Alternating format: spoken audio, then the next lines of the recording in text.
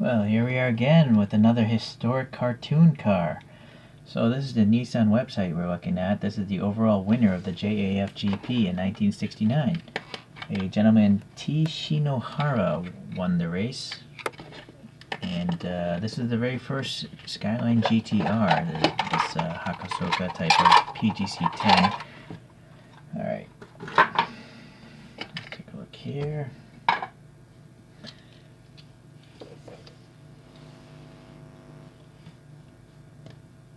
So Choro-Q did a pretty good job, I think, mimicking this, well, taking the real car, making it a cartoon. Interesting. Here's a rear view. Alright. That's good enough. Let's take a look at a couple closer details here. So it's a nice metallic silver paint.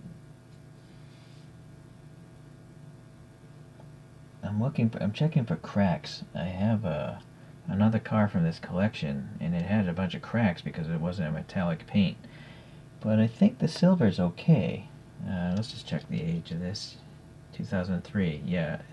No, this is not from the same set. Never mind. I have a different GTR, the sky blue, and it's also number 39. Well, I'll pull it out later. Anyways, so let's go back to the top view here. So this looks pretty good. It's all tampo printed, these graphics. I don't think this hood opens. Nope. It's got some printed on wiper blades, and then these stripes over the lens covers are pretty cool. Some indication, I think, of maybe an oil line. Maybe that's an oil cooler. I don't know. Weird. Well, I do see kind of that shape on the real car, but I don't see these fins on the real car, so I don't know what's happening there. And then I don't know why this is here. That's not on the real car either. There's no oil cooler down there. Maybe when the thing was racing, it actually had an air cooler, oil cooler. But the photographs now, it's restored. Maybe they took it off. I'm just guessing. I mean, why else would they put this here? Okay. So the side printing, I don't know what that is. It's like a side marker, and then maybe there's like safety tape over the marker. I don't know. It's weird. Anyone leave a comment? Why would that be? And also, why is that? Oh, you can kind of see some cracking in the paint here. It's too bad. And then why is this window? Oh, cool. It's such a goofy gimmick, but I like it. So it's got a slide down window. Okay, and there's a little detent, so it'll actually stay in that up position because that's where it stops, but there's a plastic detent, and you can hear it snap into place. It's only on, no, it's on both sides. Okay. Funny gimmick. Alright.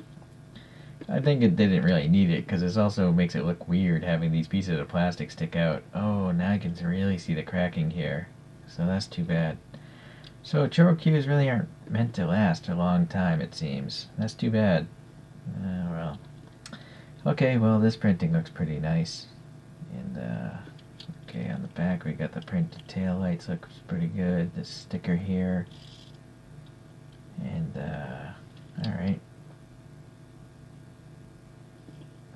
Just checking this. Yeah, I guess this paint might be cracking as well. Alright, well, that's unfortunate. I think the whole body is painted, this whole transparent plastic of the windows, and then they painted it all, right? So, yeah, I guess that's the big warning here. Don't spend a lot of money on these things if you actually expect perfection from an old model. But, well, it is from 2003. I kind of expected it to last longer than that. Alright.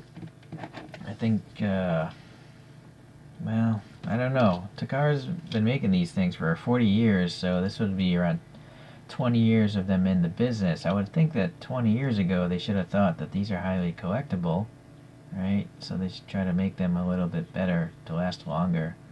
So I have it spinning with a similar counterpart in 1/64 scale. It's made by Kyosho. I think it's a pretty cool model. Alright. Here's a top view for the comparison of the foreshortening. Let's put a couple Choro-Qs out here. I guess from the same collection as this 73 Kenmeri. Alright, let's close this.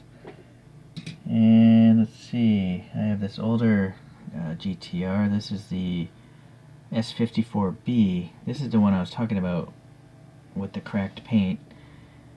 It has yeah, there's a video on that one if you want to search the history. This one actually has an opening engine. It's pretty crazy. It's a highly detailed engine. But this one I think also does. No, does it? Let me open this. Alright, so I'll compare these engines here for you. So this one just has a sticker, you know, which is kind of what I would expect for a toy. It's just a nice graphic. But this one literally has a really nicely detailed three-dimensional engine. Look at the wiring and stuff like that, and the different paint colors and stuff. So this one's quite cool. But see, on the roof here, you can see all the crackling of the blue paint. So that's too bad.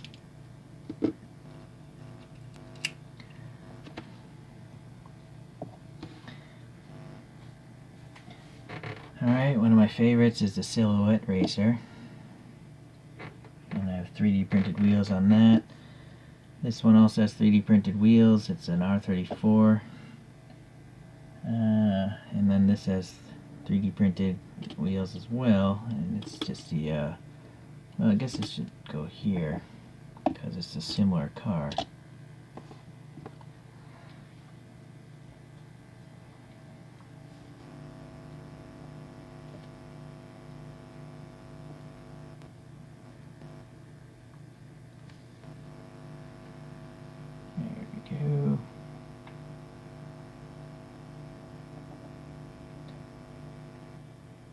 Alright, I think that's enough time with the comparison. Let's let this guy spin on its own.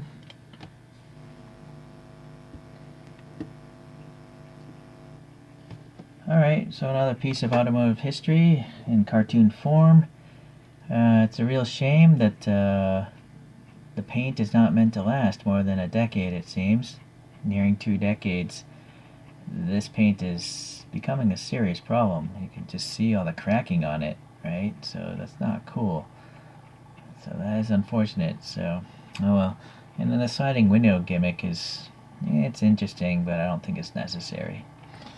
Alright, well anyways, I will see you the next time I get a ChoroQ. Probably tomorrow.